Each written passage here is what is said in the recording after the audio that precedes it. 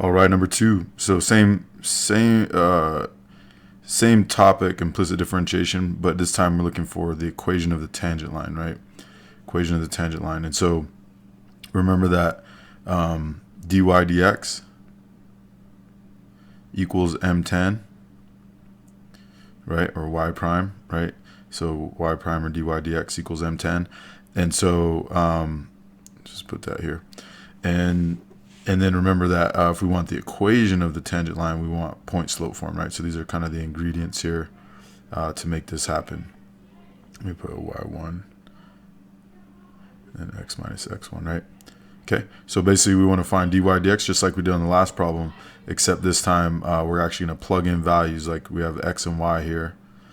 On the test, I'll probably make these different values. But anyway, we'll plug in those values for x and y, and then we'll get our answer for the slope, and then we'll put that in here, right? And so we already actually have y1 and x1, right? It's -1 and -1, right? So just remember that on the test I'll probably have different values for those, just so I know that you're putting them in the right places and things like that. So just keep in mind that these are both -1, so it kind of looks like, it's easy to get them confused. So make sure you really key into like which one goes where. Okay. All right. So anyway, so first of all, I'm gonna ddx this thing just like we did on the last problem, this equation here.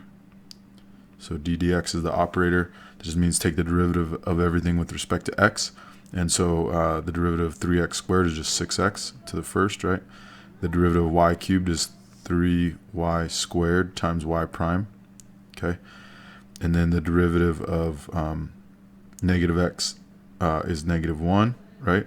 And the derivative of 1 is 0, okay? So this is what we end up with. So it's a lot less going on in the last one. So we're going to subtract 6x from both sides.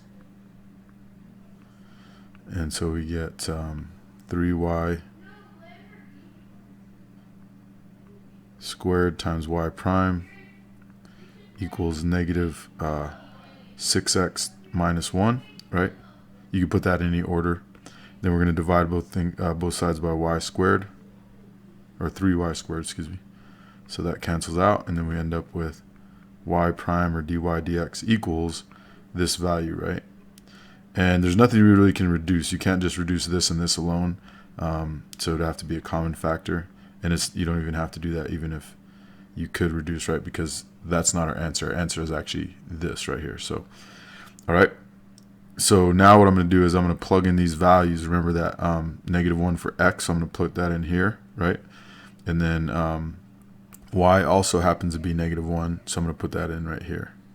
So it's going to end up being -6 times -1 minus 1 all over 3 times -1 squared.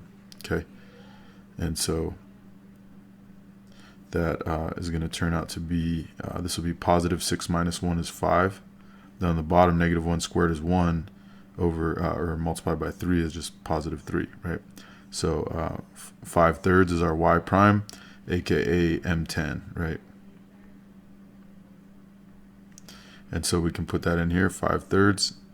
And now we have all the fixins. So it's going to be y minus -1 is going to be +1 equals 5 over 3.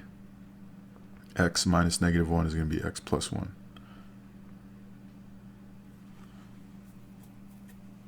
All right.